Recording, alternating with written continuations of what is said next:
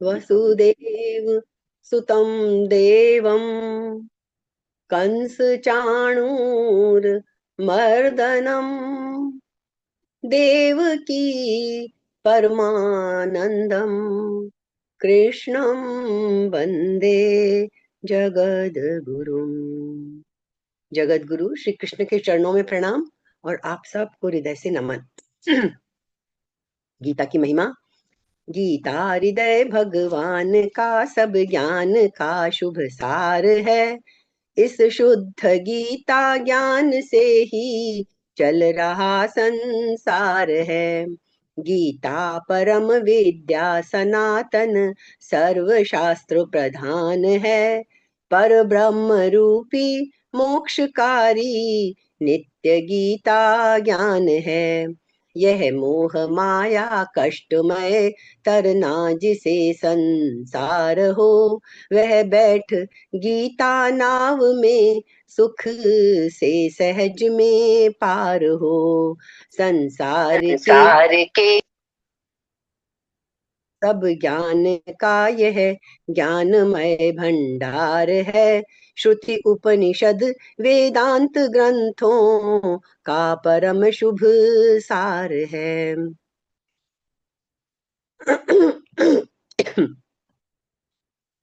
तो हम शुरू करते हैं जहां से हमने पिछली बार छोड़ा था।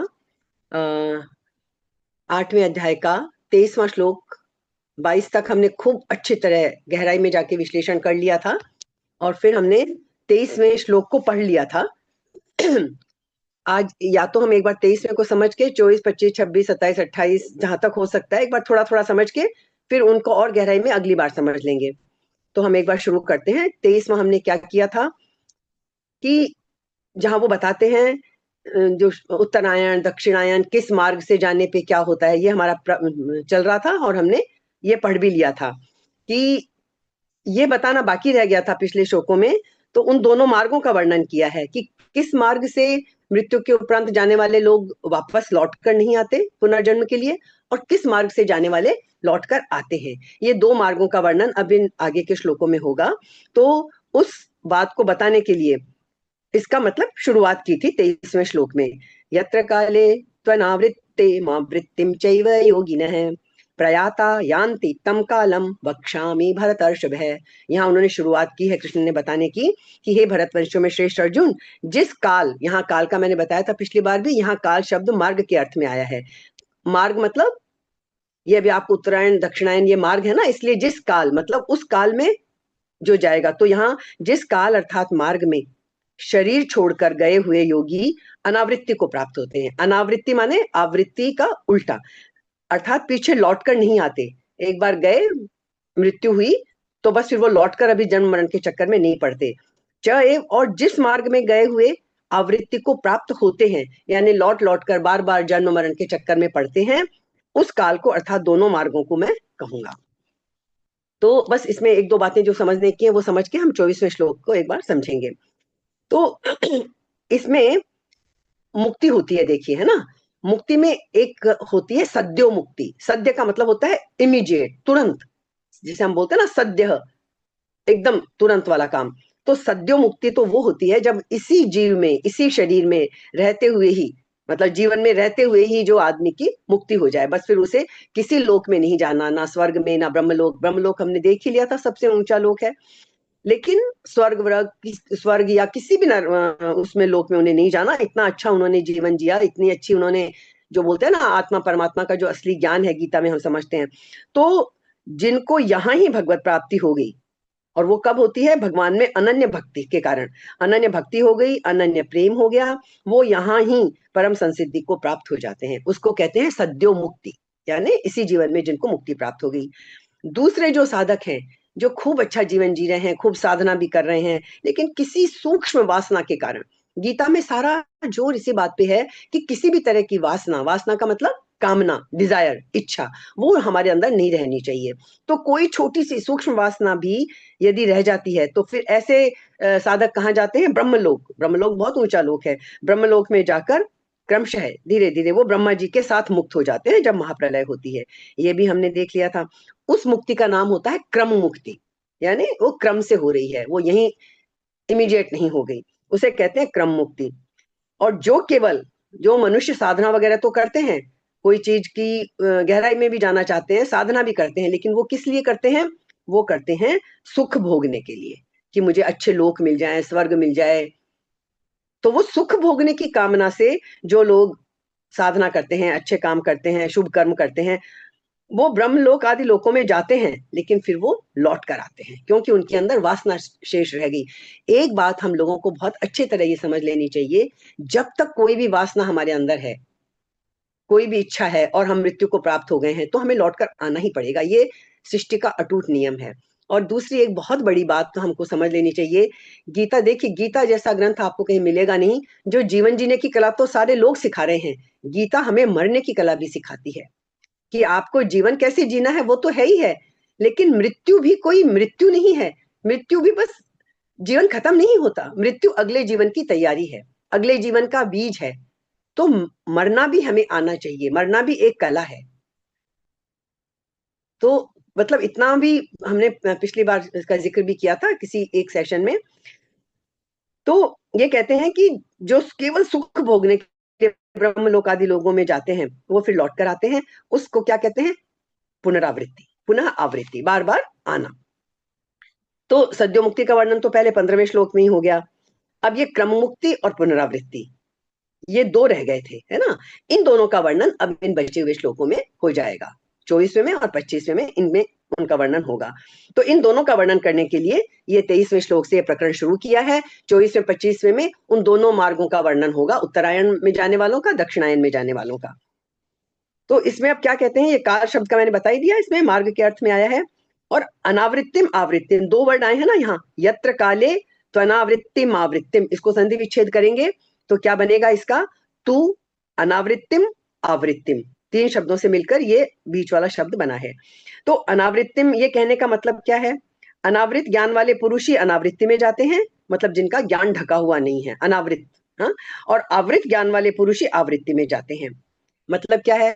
जो सांसारिक पदार्थों और भोगों से विमुख होकर परमात्मा के सम्मुख हो गए हैं, वे अनावृत ज्ञान वाले हैं, अर्थात उनका ज्ञान, उनका विवेक ढका हुआ नहीं है, उनका विवेक जागृत हो चुका है। विजडम जिसे हम कहते हैं, जो शुद्ध ज्ञान है वो उनका, उन्हें समझ में आ गया है, जागृत हो चुका है। ये हम पहले भी जिक्र कर चुके हैं, हमें ज्ञान कहीं से एक्वायर नहीं करना है, ज्ञान हमारे अंदर मौजूद है, जो परम धाम है वो हमारे अंदर ही मौजूद है, बस हमें सिर्फ उसे प्राप्त करना है, जो कि हमने पिछले सेशन में बहुत सुंदर तरीके से समझा था। इसलिए वे अनावृत्ति के मार्ग में जाते हैं, जहां से फिर लौटना ही नहीं पड़ता। क्यों? क्योंकि वो निष्काम भाव को प्राप्त हो चुके हैं। निष्काम भाव होने से उनके मार्ग में प्रकाश अर्थात विवेक की प्रधानता रहती है। दूसरे लोग सांसारिक पदार्थों और भोगों में आसक्ति, कामना और ममता रखने वाले जो पुरुष हैं, अपने स्वरूप से और परमात्मा से वो विमुख हो गए हैं, अपने स्वरूप से और परमात्मा से विमुख हो गए हैं। वे आवृत्त ज्ञान वाले हैं, उनका ज्ञान कैसा है? उनका विजडम ज्ञान कैसा है? ढका हुआ है। इसलिए वे आवृत्ति के मार्ग से जाते हैं, जहां से फिर लौटकर जन्म मरण के चक्र में उनको आना ही पड़ता है। सकाम भाव होने से उनके मार्ग में अंधकार की अर्थात अविवेक की प्रधानता रहती है ना? तो यहाँ जो ये निष्काम सकाम दोनों पुरुषों के लिए ये चीज आई है। तो अब हम थोड़ा सा इसको थोड़ा इसका समझ के फिर हम 24वें 25वें को आज कर ही लेंगे।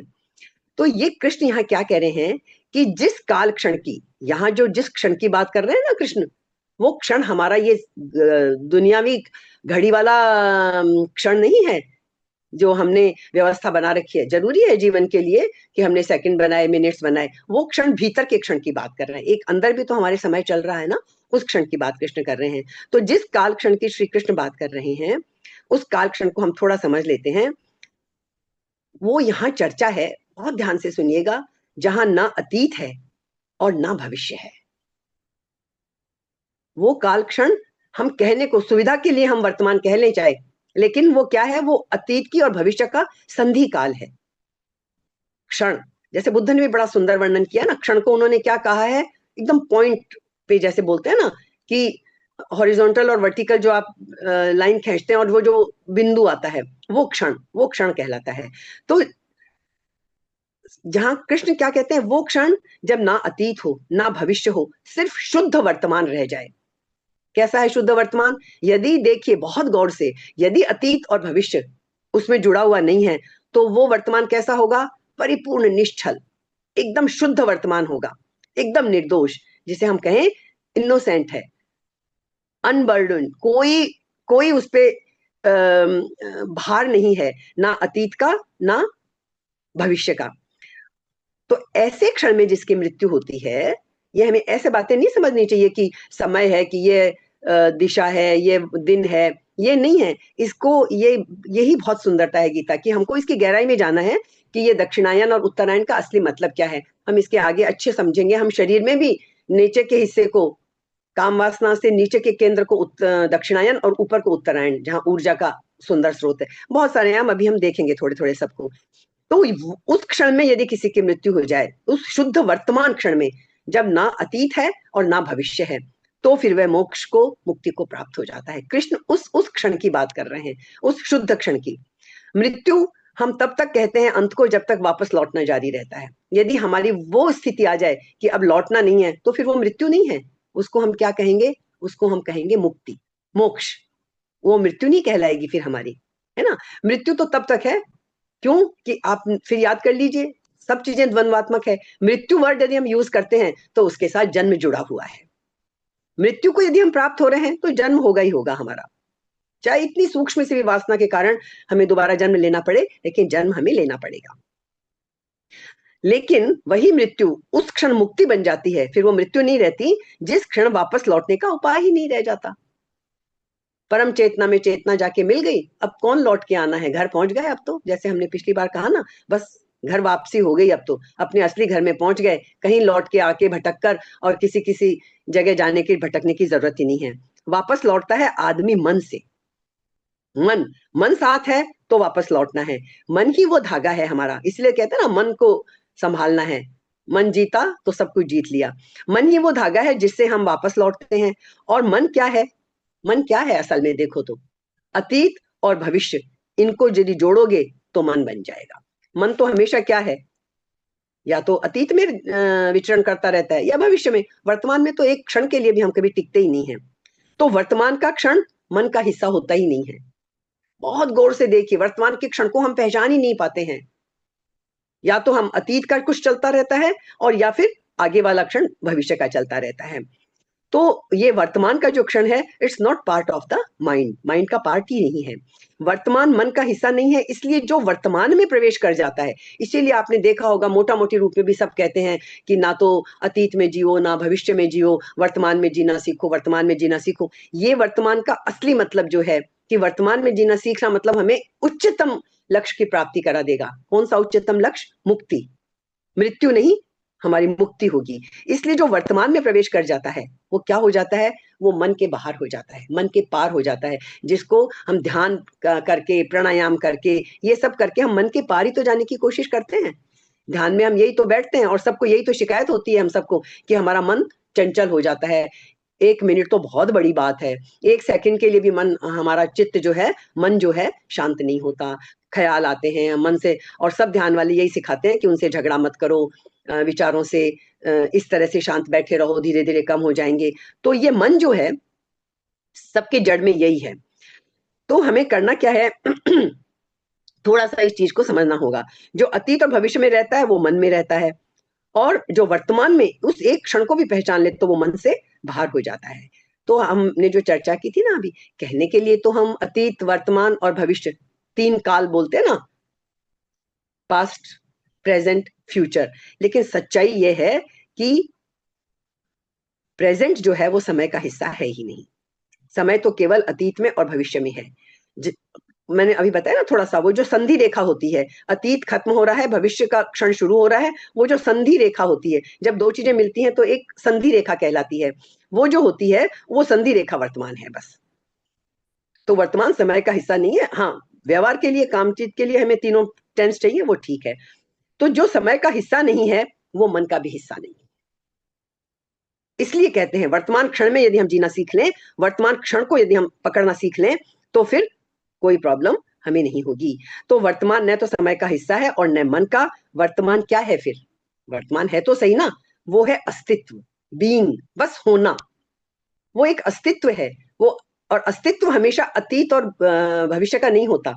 अतीत हमेशा बस है, उस अस्तित्व को पहचानना वो है वर्तमान। और अस्तित्व सदा से रहता, सदा से है। अतीत खत्म होता है, भविष्य अभी आया ही नहीं है, वो आने जाने वाले हैं। अस्तित्व जो है वो हमेशा रहता है, सदा रहता है। अस्तित्व में ना कुछ अतीत है ना कुछ भविष्य है। ऐसे समझे कि भाई कोई आदमी चला जाए जमीन से, तो क्या जमीन पर कोई पास्ट, कोई अतीत होगा? आदमी ना हो जमीन पर, अर्थात मन ना हो तो जमीन पर, तो क्या कोई भविष्य होगा? मतलब जो चल रही है सृष्टि, जैसे वो सब चलते रहेंगे। तो मन हट जाए, ध्यान रहे, इसीलिए हमने आदमी को मनुष्य भी कहा। तरह तरह की डेफिनेशंस हैं। तो मनुष्य का मतलब ही यही है कि जिसके पास मन होता है। मनुष्य ना हो, मन ना हो तो सब कुछ होगा, लेकिन समय नहीं होगा। समय नहीं होगा यदि हम अपने भीतर किसी ऐसी स्थिति को खोज लें जब ना अतीत है ना भविष्य है, तो वहां कोई विचार भी नहीं हो सकता, क्योंकि विचार या तो अतीत का होता है या भविष्य का होता है। तो इसलिए वहां सिर्फ हमारा अस्तित्व होगा, जो हमारा बीइंग है। जहां अतीत और भविष्य नहीं है, सिर्फ वर्तमान है, तो उस क्षण में जो है वो सिर्फ हमारा अस्तित्व होगा, जो प्योर, जो हमारा असली रूप है वो होगा। और उस वक्त यदि मृत्यु घटित हो तो फिर लौट कर आना नहीं पड़ता, वो मृत्यु मुक्ति बन जाती है। ये क्लियर हो गया? लेकिन दूसरी तरफ अतीत को समेटे हुए, भविष्य का स्वप्न देखते हुए यदि मृत्यु होती है तो फिर पुनर्जन्म होता ही होता है। फिर तो नया गर्भ धारण करना ही पड़ता है। तो हमें करना क्या है? लौट कर आना हो तो भरा हुआ मन चाहिए, लौट कर ना आना हो तो रिक्त, खाली, एकदम शून्य मन चाहिए। शून्य मन का अर्थ क्या है? अमन, जहां मन हो ही ना। जिसे कबीर क्या कहते थे? अमनी अवस्था। अमनी, जहां मन नहीं है। कबीर ने बहुत कहा है उसके बारे में। जापान के जैन फकीर भी स्टेट ऑफ नो माइंड कहते थे। तो उसी की चर्चा यहाँ श्री कृष्ण कर रहे हैं। तो इसके लिए हमें करना क्या है? वही बात फिर आ जाती है, क्षण की महत्ता को समझना है। और हमें ये नहीं करना कि कल संभाल लेंगे। तो मृत्यु की बात जो कृष्ण कहते हैं ना, हम कह देते हैं अरे अभी तो जी लो, कल कर लेंगे। मरने के टाइम पे ही तो भगवान का नाम लेना है, कल ले लेंगे। तो जो भी कहता है कल संभाल लेंगे हम अपने आप को, वो कभी नहीं संभाल पाता है। जो कहता है अभी और यहीं, वही संभाल पाता है। तो ये हम अच्छी तरह समझ चुके हैं ना कि भविष्य कब होता है। यदि हमारे पास कोई भी प्लानिंग है तो वो, उसका मतलब है कि वो भविष्य में होगी। कोई चीज के बारे में सोच लेते हैं, इसलिए कभी भी किसी को संन्यास लेना हो ना, और वो ये सोचे कि मैं चलो ये काम पूरे कर लूं फिर संन्यास ले लूंगा, वो कभी संन्यास ले नहीं पाता है। संन्यास का मतलब बस आई तो वो उसी क्षण संन्यास ले लिया, जैसे बुद्ध लेके चल पड़े थे। तो संसार का अर्थ है with in the time process, और संन्यास का अर्थ है jumping out of the time process. वो होता है संन्यास। इसलिए यदि हम सोचते हैं, नहीं सोचकर मैं ये काम करूंगा, तो सोचने का क्या अर्थ है? सोचते क्या है हम? क्या सोचते हैं हम? कोई कहता है भाई ठहरो मैं सोचकर बताऊंगा, क्या सोचेंगे हम अपने अतीत के अनुभव से पूछेंगे। अतीत में क्या क्या हुआ, मैंने अब तक क्या क्या पढ़ा है, क्या मेरी किस पुस्तक से मैंने क्या, किस गुरु ने क्या कहा। तो या तो हम, सोचने का मतलब क्या है? अतीत के अनुभव से पूछेंगे, स्मृति से पूछेंगे, क्या याददाश्त में अपनी चीजें हैं। सोचने का अर्थ क्या है? भविष्य का हिसाब लगाएंगे, क्या कर लूं, ये काम कर लूं तो फायदा होगा कि नहीं, नुकसान तो नहीं होगा। तो सोचने का अर्थ है अतीत और भविष्य से पूछूंगा, यही मतलब है ना सोचने का। और तो सोचने का कोई अर्थ होता नहीं है। लेकिन संन्यास यदि किसी को लेना है, मन से सब कुछ छोड़ना है, तो फिर उसका सोचने से कोई संबंध नहीं है। सही पूछे तो सही धर्म का भी सोचने से कोई संबंध नहीं है। इसी क्षण, उस संधि रेखा में, जहां अतीत का क्षण खत्म हो रहा है, भविष्य का क्षण आने वाला है, उसके बीच की जो संधि रेखा है, उस संधि रेखा में जो घटना घट जाती है, बिना विचारे जो छलांग लगा लेता है, कूद जाना है अपने से बाहर, वो कहलाता है संन्यास। ठीक है? तो ये हमने इस तरह की बातें देख ली हैं, क्या है अनावृत्ति, आवृत्ति, ये भी देख लिया। अब हम दो मार्ग, जो शुक्ल मार्ग और कृष्ण मार्ग, दो बताए जाते हैं। शुक्ल पक्ष कृष्ण पक्ष नहीं, वो अभी आप समझेंगे तो आपको समझ में आएगा। मैं 24वां श्लोक शुरू करती हूँ। तो जो परिवर्तनशील प्रकृति के साथ संबंध रखता है, उसको पीछे लौट कर आना पड़ता है, सार रूप में एक लाइन में। परंतु जो परिवर्तनशील प्रकृति के साथ संबंध नहीं रखता उसको पीछे लौटकर नहीं आना पड़ता। मतलब ये जो दुनिया, जो संसार हमारे चारों तरफ है, इसी में यदि पूरी तरह हम डूबे हुए हैं तो हमें लौटकर आना पड़ेगा। इससे हम अलग हो जाएं, उस परम पिता परमात्मा से, उस परम चेतना से संबंध जोड़ लें, फिर हमें लौटकर नहीं आना पड़ेगा, फिर मृत्यु नहीं होगी, फिर मुक्ति होगी। तो 24वां श्लोक पढ़ते हैं। अब वो जो मार्ग है परम मुक्ति तक जाने का, तो अब उन दोनों में से पहले शुक्ल मार्ग का अर्थात लौटकर न आने वालों के मार्ग का वर्णन किया गया है इस 24वें श्लोक में। क्या कहते हैं? अग्निर्ज्योतिरः शुक्लः षण्मासा उत्तरायणम तत्र प्रयाता गच्छन्ति ब्रह्म ब्रह्मविदो जनाः। क्या कह रहे हैं भगवान? ज्योति अग्नि अह शुक्लः, प्रकाश जिस मार्ग में, कौन से मार्ग में आप अब जा रहे हो, जिस मार्ग से इस शरीर को छोड़कर जो आपकी अब आगे की यात्रा हो रही है, वो जो मुक्ति का मार्ग है, उस मार्ग में प्रकाश स्वरूप अग्नि का अधिपति देवता मिलेगा आपको, दिन का अधिपति देवता होगा, शुक्ल पक्ष का अधिपति देवता होगा, और 6 महीनों वाले उत्तरायण का अधिपति देवता है उस मार्ग में। उस मार्ग से शरीर छोड़कर गए हुए ब्रह्मवेता, जिन्होंने ब्रह्म का ज्ञान कर लिया है, अनुभव कर लिया है, ब्रह्मवेता पुरुष पहले ब्रह्मलोक को प्राप्त होकर पीछे ब्रह्मा के साथ ब्रह्म को प्राप्त हो जाते हैं। ब्रह्मा और ब्रह्म अलग अलग चीजें हैं, ठीक है ना? तो ब्रह्मलोक को प्राप्त होकर, मतलब ब्रह्मा के साथ वहां अच्छा समय बिताकर, और फिर ब्रह्मलोक में फिर परम ब्रह्म को प्राप्त हो जाते हैं। यह है 24वां श्लोक। इसको थोड़ा सा समझते हैं, फिर बहुत डिटेल में नहीं, फिर 25वां भी एक बार समझेंगे हम। तो कहते हैं कि इस भूमंडल पर, पृथ्वी मंडल पर शुक्ल मार्ग में सबसे पहले अग्नि देवता का अधिकार होता है। सीक्वेंस बता रहे हैं सबसे पहले, वैसे सीक्वेंस अलग अलग जगह अलग अलग बताई गई है, लेकिन उससे कोई विशेष फर्क नहीं पड़ता। सबसे पहले अग्नि देवता का अधिकार रहता है। अग्नि रात्रि में प्रकाश करती है, दिन में नहीं, क्योंकि दिन के प्रकाश की अपेक्षा अग्नि का प्रकाश सीमित होता है। तो अग्नि का प्रकाश थोड़ी दूर तक, थोड़े देश में, थोड़े समय तक रहता है ना? फिर अग्नि का प्रकाश बहुत दूर तक, बहुत समय तक नहीं रहता। तो आगे कौन संभालता है बात? फिर शुक्ल पक्ष। शुक्ल पक्ष 15 दिनों का होता है, जो कि पितरों की एक रात कहलाती है। इस शुक्ल पक्ष का प्रकाश आकाश में बहुत दूर तक और बहुत दिनों तक रहता है आकाश में। ये यहाँ का शुक्ल पक्ष 15 दिन वाला नहीं, ये अलग, हमने गणना देख ली ना, कितनी अलग गणना है हमारी। तो इस शुक्ल पक्ष का प्रकाश आकाश में बहुत दूर तक, बहुत दिनों तक रहता है। इसी तरह जब सूर्य भगवान उत्तर की तरफ चलते हैं, तब उसको उत्तरायण कहते हैं, जिसमें दिन का समय बढ़ता है। अब दिन बड़े होने लगेंगे ना, उत्तरायण में जब से सूर्य आता है दिन बड़े होने लगते हैं। वह उत्तरायण 6 महीनों का होता है, और वो 6 महीने क्या है? देवताओं का एक दिन कहलाता है। उस उत्तरायण का प्रकाश बहुत दूर तक और बहुत समय तक रहता है। तो अब क्या कहते हैं? तत्र प्रयाता गच्छन्ति ब्रह्म ब्रह्मविदो जनाः, जो शुक्ल मार्ग में अर्थात प्रकाश की बहुलता वाले मार्ग में जाने वाले हैं, वे सबसे पहले ज्योति स्वरूप अग्नि देवता के अधिकार में आते हैं। जहां तक अग्नि देवता का अधिकार है, वहां से अग्नि देवता उन्हें पार करा देते हैं। फिर वो दिन के देवता को सौंप देते हैं उन्हें। दिन के देवता उन जीवों को अपने अधिकार में ले जाकर शुक्ल पक्ष के अधिपति देवता को समर्पित कर देते हैं।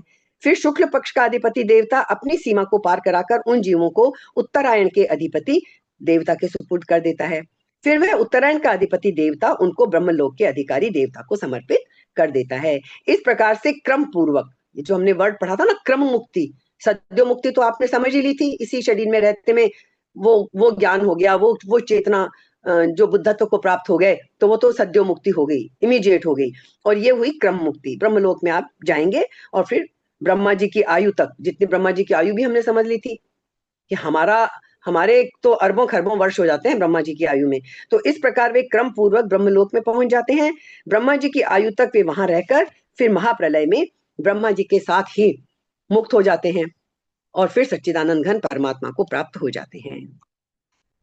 तो पहले साधनावस्था में जिनके भीतर ब्रह्मलोक की वासना अथवा अपने मत का आग्रह रहा हो, वे क्रम मुक्ति से पहले ब्रह्मलोक में जाते हैं। क्रम मुक्ति तो होगी उनकी, लेकिन पहले उन्हें ब्रह्मलोक में भी जाना पड़ेगा। ब्रह्मलोक बहुत सुंदर लोक है, लोग तो तरसते हैं, स्वर्ग तक नहीं पहुंच पाते, ब्रह्मलोक तो बहुत ऊंची बात है। लेकिन जिन्हें सद्यो मुक्ति चाहिए, जाना ही नहीं, किसी भी क्रम में पढ़ना ही नहीं, तुरंत बोलते हैं ना, जैसे तुरंत ईश्वर से मिलना है। और फिर लेकिन जो ब्रह्मलोक में जाते हैं, वो फिर महाप्रलय आने पर ब्रह्मा जी के साथ मुक्त वो भी हो जाते हैं। ब्रह्मणा सह ते सर्वे संप्राप्ते प्रतिसंचरे परस्यांते कृतात्मानः प्रविशन्ति परम पदम। परम पद को तो वो भी प्राप्त होते हैं, लेकिन फिर वो ब्रह्मा की आयु के पूर्ण होने पर जब महाप्रलय उपस्थित होता है तब वे संपूर्ण शुद्ध अंतःकरण वाले पुरुष ब्रह्मा जी के साथ ही परम पद में प्रविष्ट हो जाते हैं। तो ये क्रम मुक्ति में क्या है, ब्रह्मलोक के मार्ग में आने वाले जो है ना, ये सब जो अग्नि का दिखाया, दिन का दिखाया, शुक्ल पक्ष, ये एक तरह के एक स्टेशन की तरह है जहां सुख की वासना वाले पुरुष उतरते हैं, परंतु जिनमें सुख की वासना नहीं है वे वहां नहीं उतरते। जैसे हमारा कोई प्रयोजन ना हो तो हम अपने सीधे स्टेशन पे जाएंगे, हम बीच में ब्रेक जर्नी नहीं करेंगे, है ना। तो चाहे स्टेशन आए, जंगल आए, हम तो ट्रेन में बैठे हैं, सीधे अपने स्टेशन पे ही जाके उतरेंगे। तो ये इसमें बता दिया हमें, शुक्ल पक्ष वाला मार्ग बता दिया। अब आगे के श्लोक में 25वें श्लोक में, एक बार हम 25वां भी पढ़ लेते हैं। आगे के श्लोक में कृष्ण मार्ग का अर्थात लौटकर आने वालों के मार्ग का वर्णन किया है, जो लौटकर आते हैं। ये तो ब्रह्मलोक से गए, ब्रह्मलोक से आके ब्रह्मा जी के साथ फिर परमपिता में मिल गए। अब आगे में वर्णन करते हैं दक्षिणायन का, उत्तरायण का हो गया। धूमो रात्रिस्तथा कृष्ण है यहाँ कृष्ण का मतलब है काला, यहाँ कृष्ण से मतलब कृष्ण हमारे कृष्ण से नहीं है। धूमो रात्रिस्तथा कृष्ण है षण्मासा दक्षिणायनम तत्र चांद्रमसम ज्योतिर योगी प्राप्य निवर्तते। धूम है वहां, उस मार्ग में क्या क्या था, प्रकाश स्वरूप अग्नि, दिन का अधिपति देवता। और ये दूसरा मार्ग है जिस मार्ग में धूम का अधिपति देवता, रात्रि का अधिपति देवता, कृष्ण पक्ष का अधिपति देवता और 6 महीनों वाले दक्षिणायन का अधिपति देवता, 6 महीनों वाले दक्षिणायन का अधिपति देवता होता है जिस मार्ग में, शरीर छोड़कर उस मार्ग से गया हुआ योगी। योगी तो जा ही रहे हैं, योगी तो होना जरूरी ही है इसमें, नहीं तो फिर अलग अलग यहीं पे मृत्यु और नरक और वो अलग लोग हैं। यहाँ उन लोगों की बात कर रहे हैं जिन्होंने साधना तो की है, लेकिन जो सकाम भाव से जिन्होंने साधना की है, वो योगी मनुष्य चांद्रमसम, चंद्रमा की ज्योति को प्राप्त होकर लौट आता है, अर्थात जन्म मरण को प्राप्त होता है। तो यहाँ उन लोगों की बात हो रही है जिन्हें मुक्ति तो मिलनी है, मतलब अच्छा तो हो रहा है उनका, लेकिन फिर भी जो सकाम भाव जिनके अंदर रह गया, वासना रह गई, कामना रह गई, उनको लौटकर आना पड़ता है, वो इस मार्ग से जाने वालों को। तो ये जो लोग लौट के आएंगे वो फिर इस मार्ग से जाएंगे, दक्षिणायन वाले मार्ग से। और उसमें ये देवता होंगे, कौन कौन जैसे होंगे, तो देश और काल की दृष्टि से जितना अधिकार अग्नि अर्थात प्रकाश के देवता है, उतना ही अधिकार धूम अर्थात अंधकार के देवता का है। ये तो हम जानते ही, द्वंद्वात्मक चीजें हैं, कहीं भी कोई अर्थ ही नहीं है एक चीज का तो है ही नहीं, द्वंद्वात्मक है सारी सृष्टि, मृत्यु है तो जन्म है, प्रकाश का देवता है तो अंधकार का भी देवता है, देवता है तो राक्षस दानव भी है। ये तो दो चीजें हमेशा सृष्टि में चलेंगी। तो देश और काल की दृष्टि से जितना अधिकार अग्नि अर्थात प्रकाश के देवता का है, उतना ही अधिकार धूम अर्थात अंधकार के देवता का है। धूमो रात्रिस तथा कृष्ण है। फिर वह धूमाधिपति देवता कृष्ण मार्ग से जाने वाले, वो शुक्ल मार्ग था, ये कृष्ण मार्ग है, शुक्ल माने सफेद, कृष्ण माने काला। तो कृष्ण मार्ग से जाने वाले जीवों को अपनी सीमा से पार कराकर रात्रि के अधिपति देवता के अधीन कर देता है। जैसे वहां हमने देखा ना, एक एक एक एक के सुपुर्द करता जाता है। फिर रात्रि का अधिपति देवता उस जीव को अपनी सीमा से पार कराकर और देश काल को लेकर बहुत दूर तक अधिकार रखने वाले कृष्ण पक्ष के अधिपति देवता के अधीन कर देता है। वहां शुक्ल पक्ष में हुआ, यहाँ कृष्ण पक्ष का। वह देवता उस जीव को अपनी सीमा से पार कराकर देश और काल की दृष्टि से बहुत दूर तक अधिकार रखने वाले दक्षिणायन के अधिपति देवता को समर्पित कर देता है। तो मतलब यह है कि कृष्ण मार्ग से जाने वाला वह जीव धूम, रात्रि, कृष्ण पक्ष और दक्षिणायन के देश को पार करता हुआ चंद्रमा की ज्योति को, वहां सूर्य की ज्योति थी, चंद्रमा की ज्योति को अर्थात जहां अमृत का पान होता है, ऐसे स्वर्ग आदि दिव्य लोकों को प्राप्त हो जाता है। वहां ब्रह्मलोक की बात की थी, यहाँ स्वर्ग आदि लोकों को। स्वर्ग आदि लोक थोड़े कम, ब्रह्मलोक के कंपैरिजन में कम समय तक उनके कंपैरिजन में कम होते हैं। यहाँ के हमारे पृथ्वी लोक के वर्षों के हिसाब से तो स्वर्ग लोक का भी समय बहुत बड़ा होता है, और स्वर्ग आदि दिव्य लोकों को प्राप्त हो जाता है। और फिर अपने पुण्यों के अनुसार जितना उनके पुण्य है उतना वहां कम या ज्यादा समय रहकर और भोग भोग कर वहां के, और फिर इस मनुष्य जन्म में आके फिर दूसरा मनुष्य का जन्म ले लेता है। तो ये सारी बातें हमने इसमें देख ली, दोनों हमने देख लिए कि हमने क्या देखा कि गीता में भगवान ने मरने वाले प्राणियों की 3 गतियां बताई हैं। मरने वाले प्राणियों की कितनी है? 3 गति है, ऊर्ध्व गति, मध्य गति और अधोगति। तो इनमें से ऊर्ध्व गति का वर्णन इस प्रकरण में हुआ है। मध्य गति और अधोगति से ऊर्ध्व गति श्रेष्ठ है, इसलिए यहां सकाम मनुष्यों को भी योगी ही कहा गया है। ऊर्ध्व गति में तो पहुंच गए ना, वो ऊर्ध्व गति में तो पहुंच ही गए हैं, लेकिन सकाम भाव में हैं, लेकिन हैं वो योगी ही। तो जो केवल भोग भोगने के लिए ही ऊंचे लोकों में जाते हैं, ऊंचे लोकों में जाता है, उसने संयम पूर्वक इस लोक के भोगों का त्याग किया है। इस त्याग से यहाँ के भोग मिलने और न मिलने में समता हो गई है। इस आंशिक समता को लेकर ही उसको यहाँ योगी कहा गया है, क्योंकि समता नहीं होगी तो वो योगी नहीं कहलाएगा। गीता की एक परिभाषा योग की यही है ना, समत्वम योग उच्यते। समता ही है वो योग है। जब हम दोनों चीजों में सुख दुख दे, मतलब हर चीज में जब हमारी समदृष्टि हो जाती है तो हम योगी हो जाते हैं। तो ये हमने देखा, जिनका उद्देश्य परमात्मा प्राप्ति का है, पर अंत काल में किसी सूक्ष्म भोग वासना के कारण वे योग से विचलित मन वाले हो गए हैं, तो वे ब्रह्म लोक आदि ऊंचे लोकों में जाते हैं। तो इस तरह से हमने ये सीक्वेंस देख ली। जिनका उद्देश्य परमात्मा प्राप्ति का है, उनका और कोई उद्देश्य नहीं है कि मुझे स्वर्ग चाहिए या मुझे ब्रह्मलोक चाहिए, वो कुछ नहीं है। और जिनमें न यहाँ के भोगों को भोगने की कामना है, वो संसार में भोगों की कामना नहीं करते कि अब मुझे धन मिले, पद मिले, मान मिले, प्रतिष्ठा मिले, इन चीजों में उनकी रुचि नहीं है। उनकी रुचि क्या है? जैसा हमने पिछली बार देखा था, अनन्य भक्ति, कि बस मेरे को जीवन मिला है प्रभु को पाने के लिए, वो सबसे ऊंची चीज है, तो मुझे खाली वही एक मेरा लक्ष्य है। तो ना तो जिसमें यहाँ के भोगों की वासना है, और सबसे बड़ी बात जो हम पहले कई बार चर्चा कर चुके हैं, ना ब्रह्मलोक के भोगों की, परंतु जो अंत काल में निर्गुण के ध्यान से विचलित हो गए हैं, वे ब्रह्मलोक आदि लोकों में नहीं जाते, वे तो सीधे ही योगियों के कुल में जन्म ले लेते हैं। अर्थात जहां पूर्व जन्मकृत, मतलब योगियों के कुल में जन्म लेने से क्या फायदा होगा उनको? वहां सही वातावरण मिलेगा। आज हमारे यहाँ हमारा बच्चा कहे कि मैं तो संन्यास ले रहा हूँ, तो माता पिता तो ऊपर नीचे हो जाएगी सांसें उनकी, तो कि ये तो बेटा तो घर छोड़कर जा रहा है, संन्यास ले रहा है। बुद्ध ने संन्यास लिया, उनके पिता ने कितनी कोशिश की थी, राजा ने, कि उनको कुछ दुख ना देखना पड़े, वो सन्यासी ना बन जाएं। तो लेकिन तो ऐसे में क्या होता है, ऐसे जो अच्छे, जो भोग वासना से रहित व्यक्ति जन्म लेता है, तो वो योगियों के कुल में उसे जन्म मिलता है, जहां उसे सही वातावरण मिलता है। पहले से ही वहां योगी ही है उस घर में सब, तो उसे अच्छा वातावरण मिल जाता है। पूर्व जन्म का सारा ध्यान, रूप, साधन सब ठीक तरह से उसका आगे बढ़ता है, और वो फिर आगे अपनी मुक्ति को प्राप्त कर लेता है। तो ये साधन है। उद्देश्य वही है, साध्य वही है, परमपिता को पाना। सॉरी। तो दोनों साधनों का उद्देश्य तो एक ही रहा, पर वासना में अंतर होने से एक को तो ब्रह्मलोक में जाकर मुक्त होते हैं, और एक सीधे ही योगियों के कुल में उत्पन्न होकर साधन करके मुक्त हो जाते हैं। तो ये फर्क है, अलग अलग मुक्ति उनको सबको मिलती है, जिसका जैसा उद्देश्य है।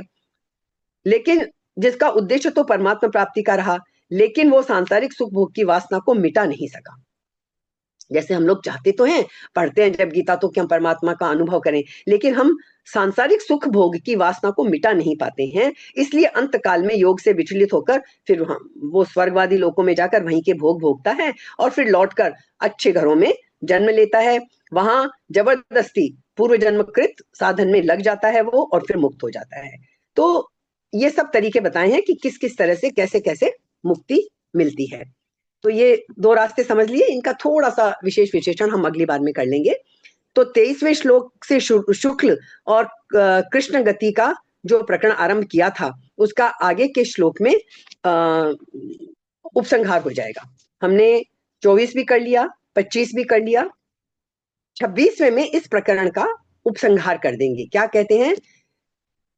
शुक्ल कृष्णे गतीयेते जगतः शाश्वते मते, एकया यात्यनावृत्तिम मन्यया वर्तते पुनः। तो इस सारी बात का यहाँ समापन कर रहे हैं 26वें श्लोक में। क्या कहते हैं?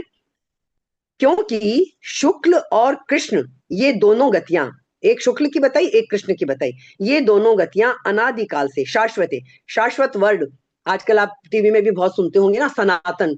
सनातन का मतलब ही होता है जो हमेशा से है, जिसकी उत्पत्ति और विनाश नहीं है। शाश्वत जो हमेशा से है, उसका कोई ये नहीं है कि वो कब पैदा हुआ और कब खत्म, जो पैदा होगा तो खत्म होगा, है ना। इसलिए ये दोनों गतियां, शुक्ल और कृष्ण, अनादिकाल से जगत है, जगत मतलब प्राणी मात्र के साथ संबंध रखने वाली मानी गई हैं। इनमें से एक गति में अनावृत्तिम, जो हमने पढ़ा था, अनावृत्तिम जाने वाले को लौटना नहीं पड़ता, अन्यया दूसरी गति में जाने वाले को पुनः आवर्तते, पुनः लौटना पड़ता है। ये हमारा है 26वां श्लोक। 23वें, 24वें, 25वें इनका इसमें उपसंहार कर दिया गया है इस श्लोक में। आप चाहें तो मैं एक बार 27 भी पढ़ लेती हूँ, जितना भी समय, मुझे समय नहीं पता चल रहा कितना है, तो जितना भी है मैं एक बार 27वां भी पढ़ लेती हूँ, फिर व्याख्या हम बाद में कर लेंगे। नैते श्रुति पार्थ जानन योगी मुह्यति कश्चन, तस्मात् सर्वेषु कालेषु योग युक्तो भवार्जुन।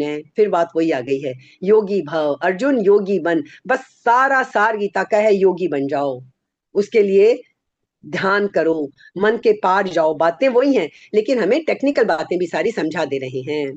तो क्या कह रहे हैं इस श्लोक में, पार्थ हे पृथानंदन, हे पृथा के पुत्र, हे अर्जुन, एते श्रुति, स्थिति, ये दोनों मार्ग जो बताए ना, दो मार्ग अभी, इन दोनों मार्गों को जानने वाला, जानन जानने वाला, कश्चन योगी,